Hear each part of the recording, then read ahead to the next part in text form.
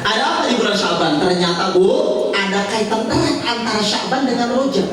Kalau di bulan Rajab kita kebayang Isra Mi'raj, kalau di bulan Syaban perpindahan arah kiblat dari umat Islam setelah Isra Mi'raj, sholatnya menghadap Masjidil Aqsa selama 17 bulan 3 hari, pindah ke Masjidil Haram.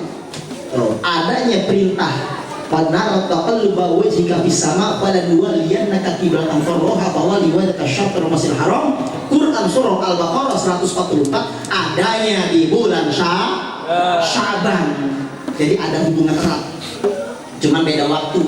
17 bulan 3 hari kemudian ada perintah yang tadinya umat Islam menghadap Masjid Aqsa, sholatnya langsung disuruh Allah menghadap ke Masjidil Haram karena Rasul pengen ke Masjidil Haram, cuman nggak enak minta sama Allahnya, malu Rasulullah.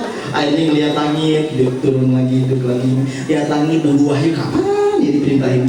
Allah mana tahu, fatnara taqalluba wajhika fis sama. Kamu pengen dia menghadap Islam, siap. Allah itu pengen membuat Rasul senang, makanya apa? Wala saufa yu'tika rabbuka fatardah. Ya, apa aja yang membuat Rasul senang dikasih sama Allah Subhanahu wa taala. Makanya kalau kita hadir majelis taklim seperti ini membuat Rasul senang, kita udah pasti insya Allah dapat syafaatnya Rasulullah. Insya Allah. Maka para jamaah yang dirahmati oleh Allah Subhanahu wa taala, kalau kita berbicara bulan Rajab, kita ingat Isra Mi'raj, perintah sholat. Kalau kita berbicara bulan Syaban, kaitannya kita langsung di otak kita ada proses perpindahan arah kiblat. Dan tahu gak Pak semuanya? Umat Islam ketika disuruh pindah susah banget. Sebagian ragu-ragu, ada yang murtad, sama pikirannya. Masa sih ya Rasulullah disuruh ke Masjidil Haram nanti sholatnya nggak sah, masa sih masih nggak percaya juga. Itulah ujian. Yang tadi 17 bulan 3 hari sholat ke Masjid Aqsa, suruh pindah ke Masjidil Haram.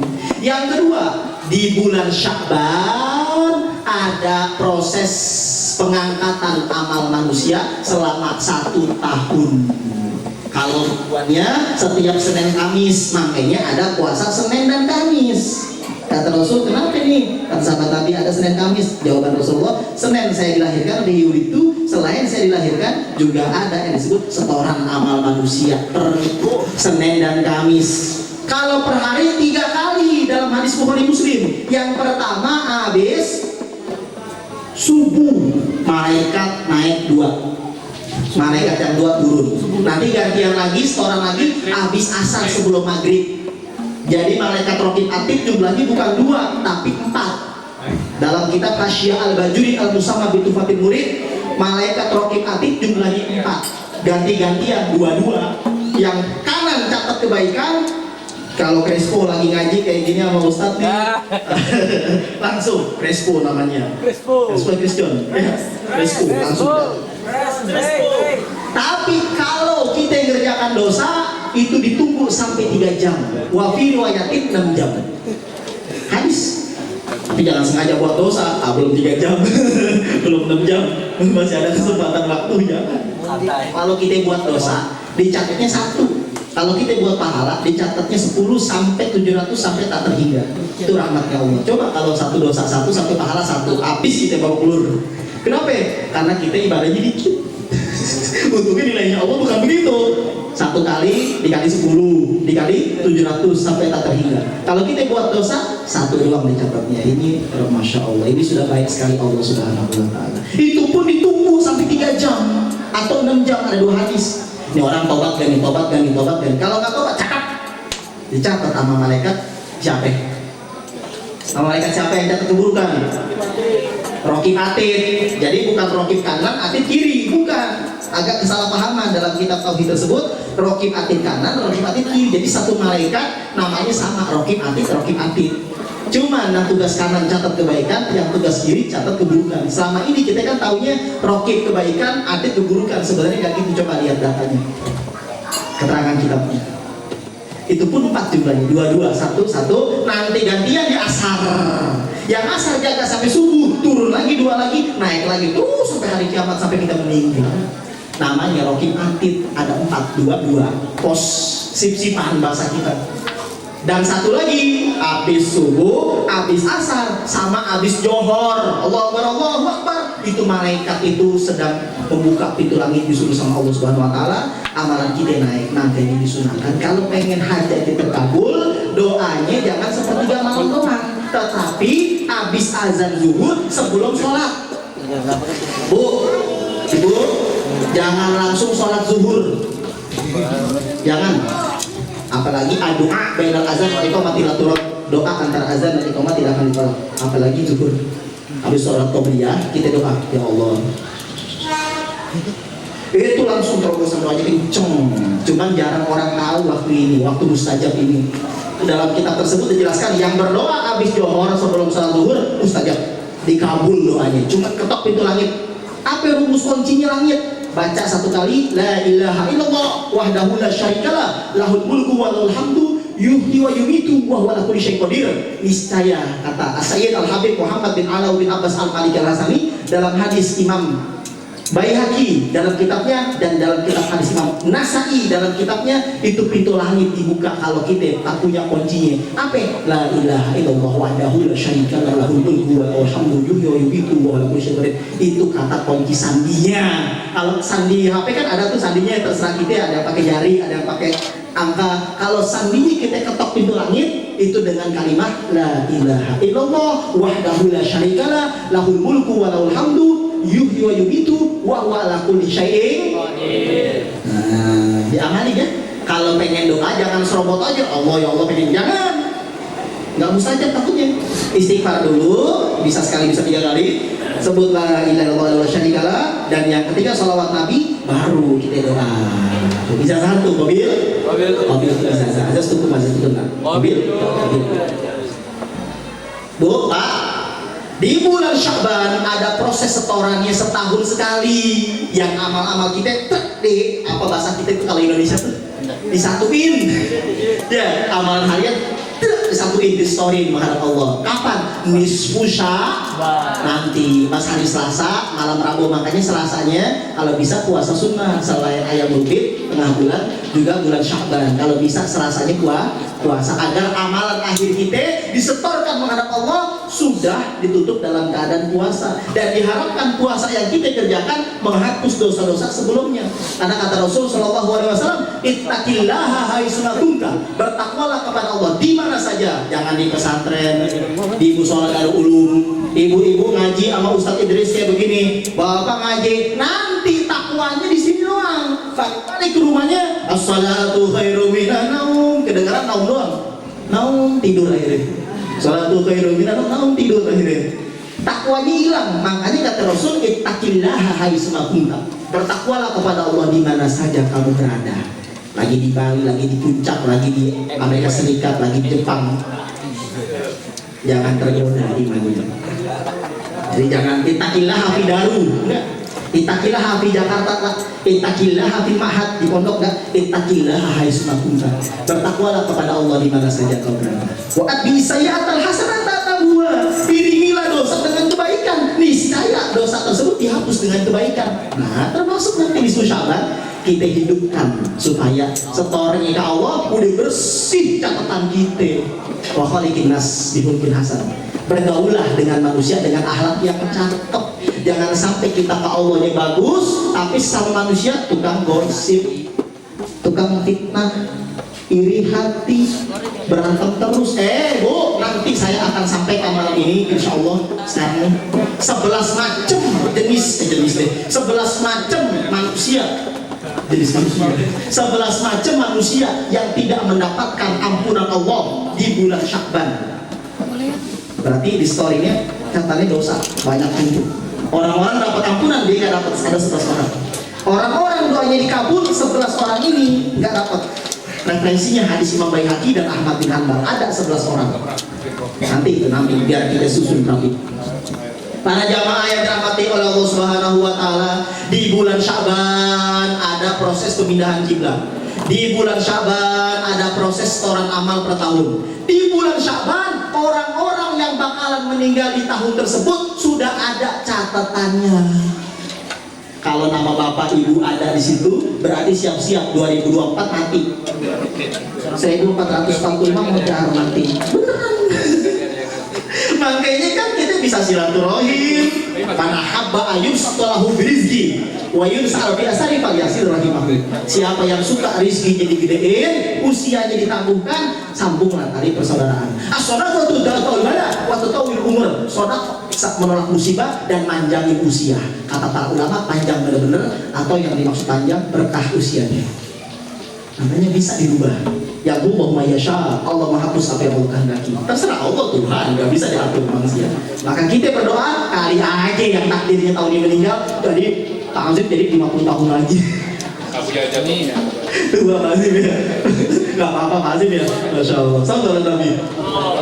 Bener bisa. Kenapa tidak bisa? Yang tadinya bakalan mati di tahun ini mau mental 20 tahun lagi kata Allah. Masya Allah bisa. Pokoknya bulan Syaban, bulan peletakan takdir manusia yang bakalan meninggal di tahun tersebut, adanya di malam nisfu Syaban ditentuinnya. Tapi Allah menyetopkan nama-nama yang bakalan meninggal di tahun tersebut bukan di malam nisfu Syaban, tetapi di malam Lailatul Qadar nanti Ramadan. Cuma ditentuinnya di malam nisfu Syaban. Dan dikasihnya ke malaikat Israel atau Abdul Jabbar pencabut nyawa, dan malaikat Mikail pengatur rizki, urusan rizki hamba, urusan hujan, urusan angin Mikail atau bintang Mikail, urusan ajal malaikat Israel. Itu nanti malam Lailatul Qadar. Tapi penentuannya nisfu Syaban. Makanya kita banyak-banyak doa biar apa ya, kali ibu-ibu nih bapak-bapak ya nauzubillah ke saya gitu ditentuinnya meninggal di tahun ini. Nah kita doa bareng-bareng, ya Allah dengan pembacaan surah Yasin yang pertama ini, semoga usiaku dipanjangkan. Jangan dipanjangkan doang, terpanjang bener. Dipanjangkan dalam ketaatan, dipanjangkan dalam hidayah, taufik, jangan semakin tua semakin bangun. Baca Yasin yang kedua, nanti habis baca Yasin doa, begitu baca Yasin lagi, baca Yasin kedua, semoga rezeki yang luas, yang halal, yang barokah, dan dijaga dari malapetaka musibah, dan diberikan kesehatan jasmani. Dan baca Yasin yang ketiga, supaya hati saya bersih dari penyakit hati dan mati dalam keadaan husnul khotimah. Itu niat Yasin nanti yang kalinya. Dan tidak bid'ah, tidak apa-apa mengajarkannya. Sekalipun tidak ada hadis Rasul, tetapi tidak bertentangan dengan nilai-nilai Islam. Mau bawa air boleh, tapi jangan santoren. Gak muat musola dan ulum. Masing-masing bawa santoren. Yang 1000 liter di sini gak muat. Bawa air 1 galon. Satu galon, taruh depan. Nah, yang didoain sama siapa? Sama orang-orang dan malaikat. Amin, amin, amin. Sebab kenapa? Malam nisfu Syaban adalah malam hari rayanya malaikat. Malaikat punya 2 hari raya. Kalau umat Islam apa? Idul Fitri, Idul Fitri, Idul Adha. Tapi kalau malaikat Lailatul Qadar sama malam nisfu Syaban. Kata siapa? Abu Ya Sayyid Muhammad bin Alawi bin Abbas Al-Maliki Al-Hasani dalam kitabnya tersebut. Maksudnya apa Ustaz? Seluruh malaikat tanazzalul malaikatu wa ruh, sama seperti Lailatul Qadar. Seluruh malaikat termasuk Jibril turun berjubel. Dunia penuh, sempit, tepet-tepetan. Dari mulai maghrib nisfu Syaban. Makanya pas kita baca Yasin kita nyatin amin, amin, amin sampai malaikat. Amin, amin, amin, amin. Karena malaikat itu penuh sesak. Cuma setahun 2 kali turunnya. Kalau setiap hari cuma beberapa malaikat. Cuma kalau setahun 2 kali seluruh malaikat termasuk penjaga arus dan sebagainya turun berjubel-jubelan ke dunia ini. Luar biasa sekali. Kapan hari rayanya malaikat? Yaitu malam nisfu Syaban dan malam Lailatul Qadar. Jadi selanjutnya di bulan Syaban nomor 4 ada yang disebut Lailatul Idil Malaika, hari rayanya malaikat. Lanjut. Dan nomor kelima, pada bulan Syaban ada proses pengabulan doa besar-besaran. Yang punya utang, coba deh jebolin di malam nisfu Syaban. Coba deh, yakin saya insyaallah. Dari sekarang aja nggak apa-apa, namanya Syaban berkah semuanya. Yang punya utang nih nggak kebayar-bayar, coba nih. Yang pengen haji umroh, coba bismillah. Yang pengen tanahnya laku, coba. Yang pengen kawin lagi, haji paling gede caranya. Gitu. Coba deh. Santri-santri yang pengen sukses dunia akhirat, coba. Pengen butuh ilmu agamanya, coba deh. Pengen hafal Quran 30 juz, coba deh. Coba jebolin di hari Syaban. di bulan-bulan Syaban itu 30 hari masih ada nih, mumpung masih ada 17 harian lagi, khususnya malam nisfu Syaban. Sebab ada 5 malam yang doa tidak mungkin ditolak, kata Abdullah bin Umar bin Khattab dan Imam Syafi'i. Sahabat Nabi bernama Ibnu Umar, anak Umar bin Khattab radhiyallahu anhu, dan Imam Syafi'i mengatakan ada 5 doa yang tidak mungkin ditolak yang dikerjakan di waktu tersebut. Yang pertama malamnya adalah malam Jumat. Setiap minggu 1 kali malam Jumat dari maghrib sampai subuh malam Jumat, makanya asinan atau doa zikir. Yang kedua adalah malam 1 Rajab, udah lewat. Yang ketiga malam nisfu Sya'ban, nanti nih malam Rabu. Yang keempat malam Lailatul Qadar, kapan? Tanggal 27 Ramadan menurut jumhur ulama.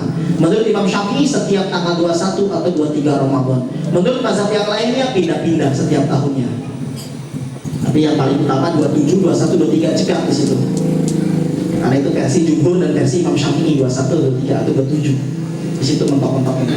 Allah alam besok hanya Allah yang tahu. Kemudian yang terakhir adalah malam Idul Fitri dan Idul Adha. Itulah malam-malam yang doa dikabul, kecuali 11 macam manusia yang tidak dikabul doanya. Jadi pada malam nisfu Syaban itu semua doa dikabul kecuali 11 tipe manusia. Boro-boro dikabul, dilirik saja sama Allah enggak. Siapa itu? Musyrikun, musyahim, qati'ur rahim, musbilun, angkun liwalidayhi, mudminul umri, qatilun nafsi, ahlul haqdi, az-zina, as-sahir, asyar. Masuk gak nih kira-kira? Serem nih, masuk gak nih kira-kira kita? Yang pertama, musyrik. Hadis Imam Baihaqi. Orang yang musyrik mempersekutukan Allah dengan sesuatu apapun, apalagi murtad, auzubillah, tidak akan mendapatkan rahmat ampunan Allah dan pengabulan doa di saat orang-orang malam nisfu Syaban dapat. Hadis Imam Baihaqi referensi. Insya Allah yang hadir di sini gak musyrik. Mana ada orang musyrik selawatan membaca Quran? Ada gak? Baca maulid tibai, diulami, sudulur, berjanji, ada gak musyrik? Insya Allah kita gak masuk yang pertama. Yang kedua, musyahin. Apa itu? Zul adawah, yang punya permusuhan. Ada dongkol di hatinya. Ada dongkol, mau dongkol, ada kesel. Kampret orang ini. Saya pokoknya sudi najis sampai langit runtuh, gak bakalan ngomong sama ente lagi. Gue ciriin lo ya, awas lo ya, pokoknya ketemu. Iya, dalamnya. Jangan kotorin hati kita. Sekalipun orang lain berbuat zalim salah, udah biar Allah yang menghukumnya. Biar Allah selain saja sama Allah. Kita yang penting jangan disibukin sama yang model begitu. Nggak maju-maju hidup kita. Udah pokoknya kita urusin kita saja. Orang yang di dalam hatinya punya rasa dendam, bukan yang marah manusiawi. Siapa yang nggak bisa marah? Ya, manusiawi. Orang marah biasa. Tapi ini dendam, bener-bener. Pokoknya di hatinya awas ya, saya nggak bakalan negara mente lagi, saya nggak bakalan mau ketemu, pokoknya ketemu di jalan hindar, ketemu parkir kabur, muter motornya, mau lewat motornya jalan dia kabur lah mana. Masya Allah, namanya musyahin. Hadis Imam Baihaqi sama referensinya. Jadi Ustaz tak perlu data biar orang-orang paham dan percaya ya, bahwa ini bukan karangan kita. Musyahin, orang yang ada rasa dendam di hatinya. Nauzubillah. Kita selamat dari musyrik yang pertama. Tapi kita yang nauzubillah, jangan sampai jatuh gara-gara kita punya rasa dendam, doa kita gak dikabul, dosa kita gak dihapuskan. Nauzubillah min zalik di saat malam nisfu Syaban. Makanya kan belum terjadi malam Rabu. Makanya kan ada kesempatan buat ngolah hati. Biar bersih hatinya, baca apa jampenya Ustaz? Kata Imam Ghazali dalam kitab Ihya, Rabbana la tuzigh qulubana ba'da idh hadaitana wa hab lana min ladunka rahmah innaka antal wahhab. Dibaca 7 kali setiap habis sholat 5 waktu. Rabbana la tuzigh qulubana. Quran surah Ali Imran ayat 8. Dibaca 7 kali. Rabbana la tuzigh qulubana ba'da idh hadaitana wa hab lana min ladunka rahmah innaka antal wahhab. Rabbana la tuzigh qulubana terus, Rabbana la tuzigh qulubana terus, Rabbana terus sampai selesai ayatnya dibaca 7 kali diulang-ulang. Kata Imam Ghazali, Abu Hamid Muhammad bin Muhammad Al-Ghazali At-Tusi Asy-Syafi'i, mazhab Syafi'i. Ustaz, kenapa pesantrennya namanya Imam Ghazali? Karena wasiat dari Abuya Al-Habib Abuya Abdullah bin Muhammad Baharun, rektor kita di Ahqaf Sana Karim. Dikasih namakan pesantren kamu dengan nama pesantren Al-Imam Al-Ghazali. Kenapa ada Al-Idrisinya? Karena kita nyatet di surat sampai ke kementerian, ternyata sudah ada. Apa itu notaris? Yaitu Imam Ghazali. Sudah ada, sudah banyak yang pakai. Tambahin satu nama. Nama siapa? Masa Mas Duki? Udah pesantren Al-Imam Al-Ghazali Al-Mas Duki. Jadi Mas semua nanti mana Mas Duki pusing. Jadi pesantren Al-Imam Al-Ghazali ini deh Al-Idrisi aja deh, Bani Idris gitu. Bismillah. Muasisnya pendiri. Biar generasi terus kita, kalau kita sudah meninggal nanti itu mengetahui perjuangan kita. Amin ya Allah ya Rabbal. Bukan maksudnya dia dan sebagainya, karena emang nggak disengaja. Gitu. Baik para jamaah yang dirahmati oleh Allah Subhanahu Wa Taala. Yang ketiga, qati'ur rahim. Nauzubillah. Pemutus tali persaudaraan. Kebedaannya apa sama yang kedua? Kalau yang kedua umum di semua manusia punya rokok dendam. Tapi kalau yang ketiga khusus kepada keluarga dan saudara yang masih punya hubungan rahim, hubungan kekeluargaan. Ayah, anak, kakek, nenek, istri, suami, adik, kakak, tua, enci, om, tante. Jadi yang masih ada mahram sama kita. Ibu, bapak, suka putusin silaturahim gak?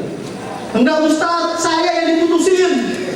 Tidak apa-apa. Kalau kita yang diputusin silaturahmi sama orang lain itu nggak masuk ke hadis ini.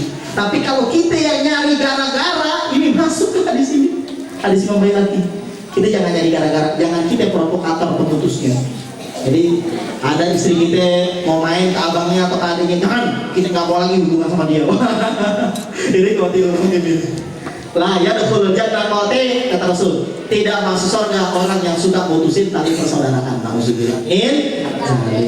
Yang keempat, musbilun. Mana musbil? Yang nyeret sarungnya atau gamisnya atau sorbannya atau imamahnya karena sombong. Ustaz termasuk dong musbil? Enggak, karena sombong.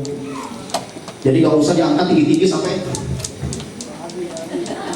harus, cuman nggak apa-apa kalau mau. Nggak apa-apa kalau mau, bagus. Emang sunnah begitu. Kalau mau, cuma jangan segini.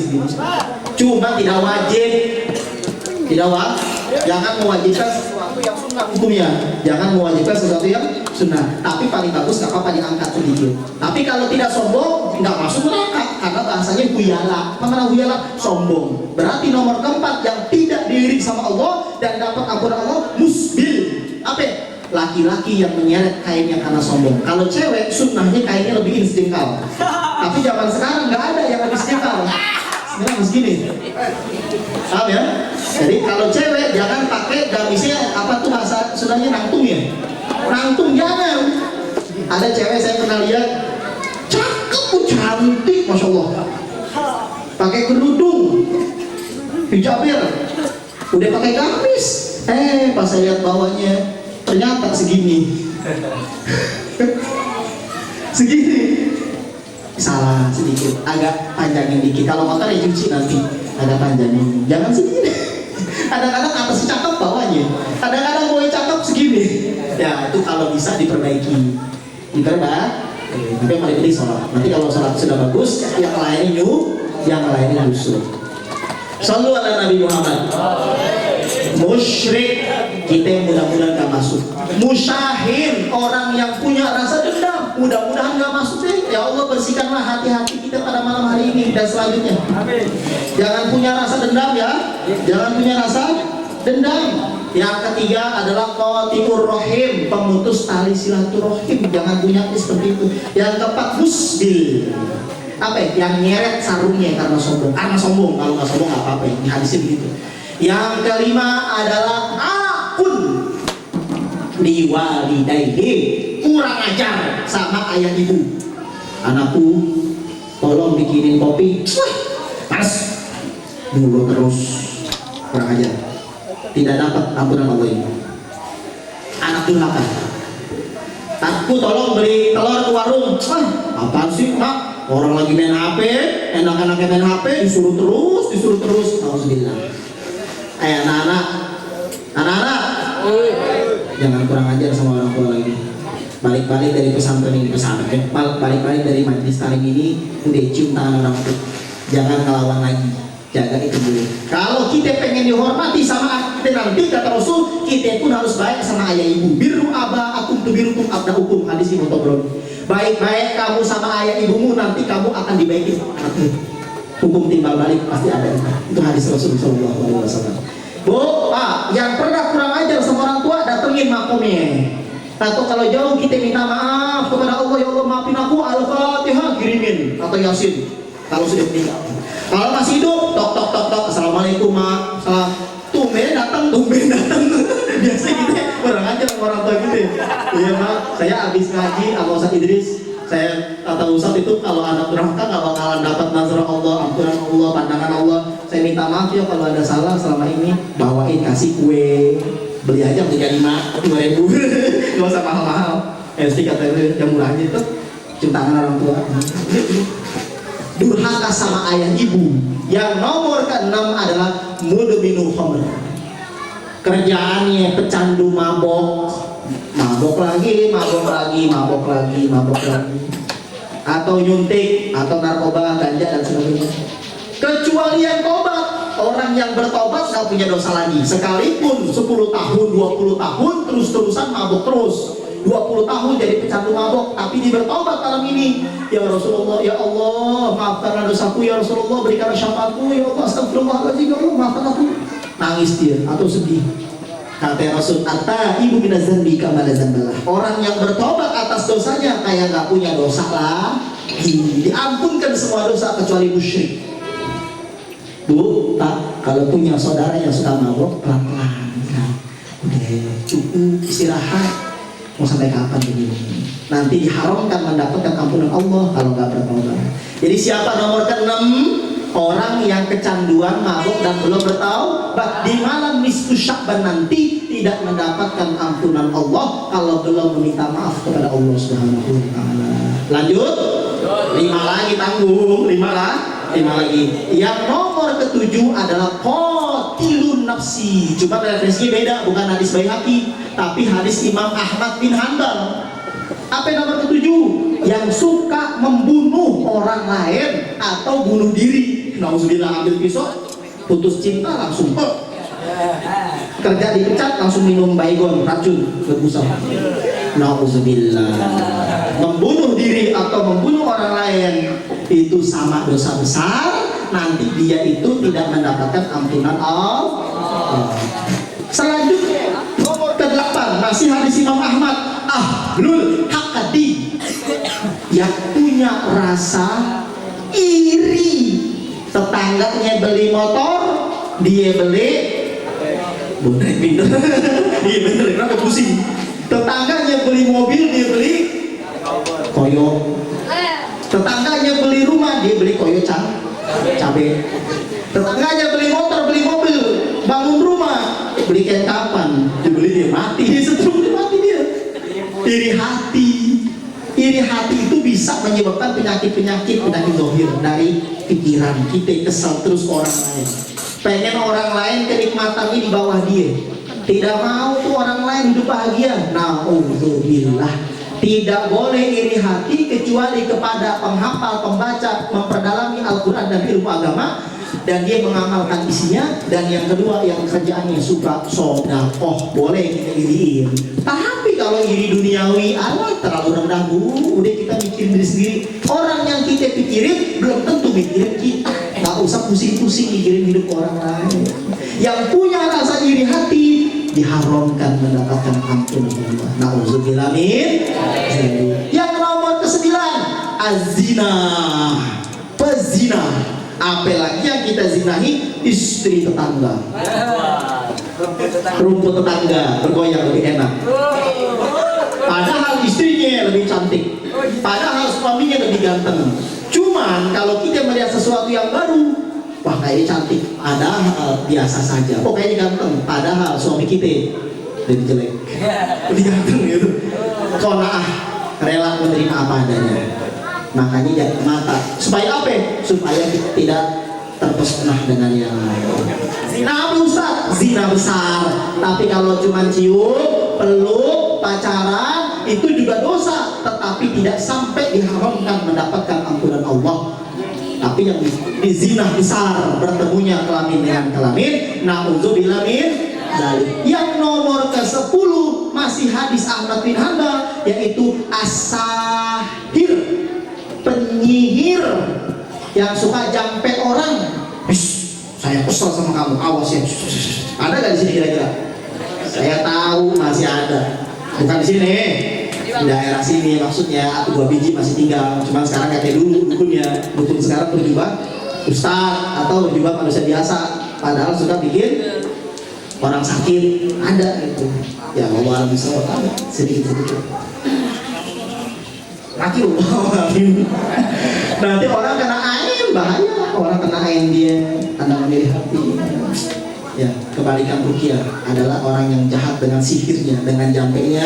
Kadang-kadang juga aneh. Roti al-Haddad, roti al-Atos, Hizb Bahar, Hizb Ikhfa, Nawawi, Hizb Nasr dan sebagainya dipakai buat ngancurin orang. Ini juga jadi sihir, nggak boleh. Al-Tar Kaifafa, Al-Fil dipakai buat bacaan orang, boleh. Al-Quran dipakai buat kejahatan, tidak bohong, tidak boleh. Bisa nggak? Bisa. Itu kan gimana kita makanya kayak golok, buat begal, buat motong. Tapi jadinya apa ya? Bukan jadi pemberi syafaat, tapi jadi penghancur kita. Nauzubillah min. Dan yang terakhir asyar. Aman asyar. Yang punya bisnis haram, yang punya pekerjaan haram, copet, begal, korupsi, nipu orang, riba, rentenir. Ayo. Yang nanti malam nisfu Sya'ban dia sudah bertaubat masih melakukan bisnis atau pekerjaan haram, maka tidak akan mendapatkan ampunan Allah Subhanahu wa taala. Asyar. Apa itu? Yang punya pekerjaan haram. 1, 2, 3. Musyrikun, musyahin, qati'ur rahim, musbilun, akun liwalidayhi, mudminu khamri. Nomor ke-6. Qatilu nafsi, ahlul haqdi, az-zina, as-sahir, asyar. Ada 11 poin yang kita dapatkan di malam ini. Orang-orang yang tidak mendapatkan ampunan Allah dan doanya enggak dikabul. Dan yang terakhir yang terjadi di malam nisfu Sya'ban adalah malam penuh pengabulan doa dan istighfar. Apa itu? Mendapatkan ampunan Allah. Itu saja pengajian kita pada malam hari ini. Full materi, tapi insya Allah nggak ngebosenin. Kenapa? Karena dapat materi apa itu? Yaitu Isra Mi'raj sekaligus tambahan bonus dari saya, materi pada malam nisfu Sya'ban nanti. Jaga hati, jaga fisik, jangan melakukan dosa yang disebutkan tadi khususnya dan umumnya dosa-dosa yang lainnya. Dan kita tingkatkan sholawat anak-anak muda nih. Ayo ramaikan masjid-masjid, ramaikan majelis taklim, ramaikan musola-musola dengan sholawatan-sholawatan, dengan hadrohnya, dengan rebanahnya. Jangan malu-malu, tampilkan. Kenapa? Karena bulan Sya'ban bulan sholawatan. Kenapa bulan sholawatan turun? Innallaha wa malaikatahu yusholluna 'alan nabi. Ya ayyuhalladzina amanu shollu 'alaihi wa sallimu taslima. Quran surah Al-Ahzab ayat 56. Perintah sholawat dan salam turunnya, asbabun nuzulnya turunnya di bulan Sya'ban. Makanya bulan Sya'ban bulan sholawatan. Bulan Sya'ban bulan sholawatan. Shollu ala Nabi Muhammad. Alfa sallallahu